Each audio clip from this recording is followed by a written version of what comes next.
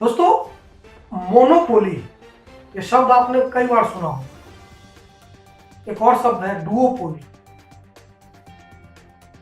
और एक और शब्द है ऑलिगोपोली। अब ये शब्द क्या बोला है और इसका पेट्रोल की कीमत से क्या रिलेशन है, आइए आज इस पर चर्चा करते हैं।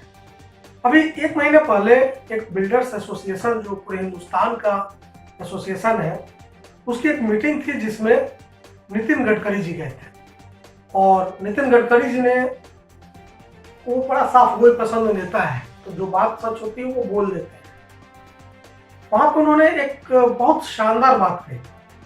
उन्होंने कहा कि कार्टेलाइजेशन के कारण सीमेंट और छड़, जो इस्पात है, जो छड़ जिसका इस्तेमाल कंस्ट्रक्शन में होता है, उसकी कीमतें कार्टेलाइजेशन के कारण बढ़ रही है। कार्टेलाइजेशन मतलब, उनके कहने का मतलब था कि कुछ कंपनियां हैं जो मैन्युफैक्चरर हैं सीमेंट के और छड़ के, वो आपस में मिलजुल कर, अरविंद केजरीवाल के शब्दों में कहें तो सब मिले हुए हैं, मिलजुल कर कीमत को बढ़ा देते हैं और उन्होंने इस पर चिंता जाहिर की।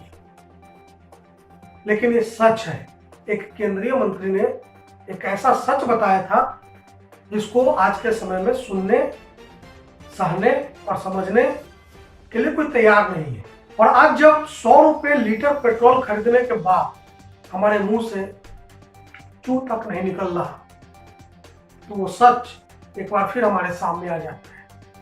ये समझना जरूरी हो जाता है कि आखिर हम कहाँ लैग कर रहे हैं, कहाँ हम कमजोर पड़ रहे हैं कि तेल कंपनियां रोजाना दाम बढ़ा रही है।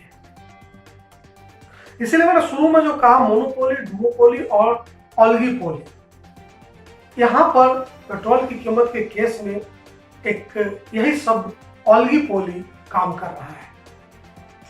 और एक थ्योरी भी है, कार्टेलाइजेशन थ्योरी ऑफ ऑलिगोपोली, कि कैसे कुछ कंपनियां, देखिए मोनोपोली में एक कंपनी का एकाधिकार होता है, डुओपोली में किसी चीज पर दो कंपनी का अधिकार होता है, ऑलिगोपोली में किसी सेक्टर पर कुछ 5, 10, 15, 20 कंपनियों का एक ऐसा कॉकस होता है जो मिलजुल कर काम करते हैं, उनमें कोई कंपटीशन नहीं होता। आपको एक छोटी सी कहानी सुनाता हूँ। पेप्सी शायद पहले इंडिया आ चुका था, कोका कोला बाद में आया। तो कोका कोला वालों से जब पूछा गया कि आपकी प्रतिस्पर्धा तो बहुत कड़ी होगी, तो वहाँ पेप्सी पहले से इंडिया में, तो कोका कोला वालों ने ये जवाब दिया कि नहीं, हमारा प्रतिद्वंदी पेप्सी नहीं है, इंडिया में हमारा कंपटीटर नींबू पानी। तो पेप्सी और कोला वार जो हम देखते हैं वो वार है नहीं, वो मिलजुल कर लूटते हैं। तो जो ऑलिगोपोली थ्योरी है, ऑलिगोपोली में भी 10-15 कंपनियां, 5-10 जो भी हो, वो मिलजुल कर काम करती है, जिसका जिक्र नितिन गडकरी जी ने कार्टेलाइजेशन शब्द के जरिए सीमेंट और छड़ इंडस्ट्री के लिए किया था। तेल में भी, पेट्रोल में भी यही चीजें हो रही है। ओपेक जो ऑर्गेनाइजेशन है पेट्रोलियम एक्सपोर्ट करने वाली कंपनियों की, वो ऑलिगोपोली और कार्टेलाइजेशन का एक बेहतरीन उदाहरण है। अब सवाल है कि हिंदुस्तान में जितनी तेल कंपनियां हैं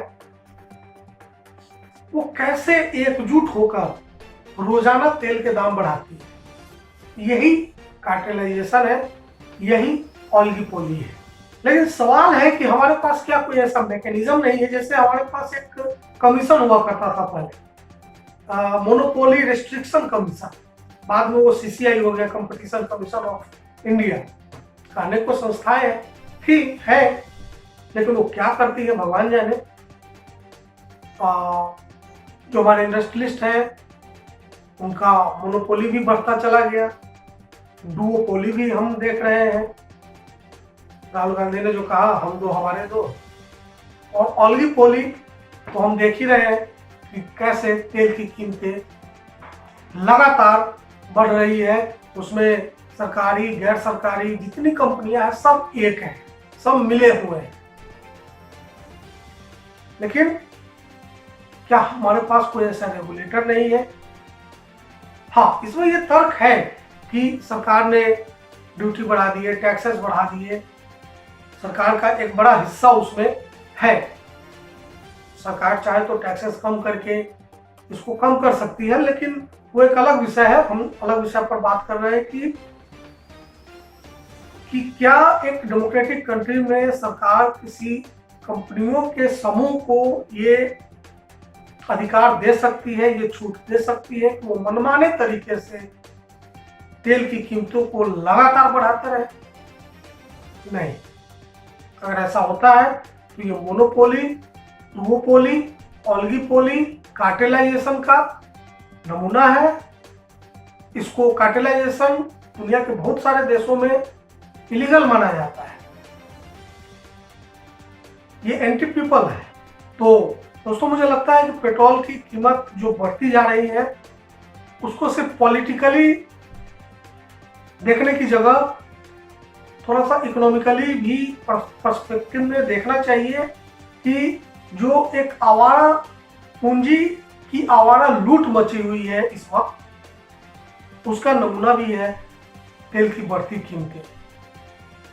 और सबसे दुख की बात यह है कि हमारी संस्थाएं,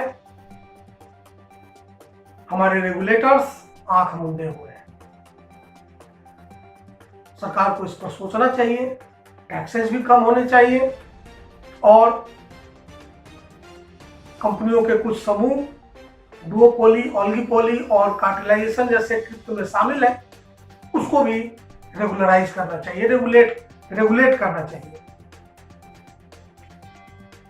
अगर ऐसा होगा तो ठीक, वरना अभी पेट्रोल 100 का हुआ है तो डीजल भी 100 का होगा, गैस भी, सिलेंडर जो एलपीजी है वो भी 1000 का आंकड़ा पार करेगा। और हम सबको इसके लिए तैयार रहना चाहिए, क्योंकि सवाल सिर्फ राजनीतिक मंशा का नहीं है, आवारा पूंजी के बढ़ते आवारा लूट का भी है।